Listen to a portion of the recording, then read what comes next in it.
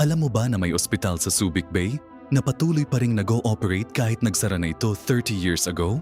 Ang James L. Day Hospital sa dating Subic Bay Naval Base. Nakasara na simula 1994 pero ang mga security guard dito nakakakita pa rin ng mga kakaibang bagay.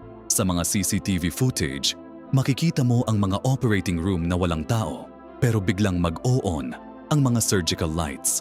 Maririnig mo ang tunog ng heart monitor at ventilator sa mga ward na walang pasyente. Ang pinaka nakakatakot, tumatawag pa rin ang mga American military doctors sa mga emergency hotline.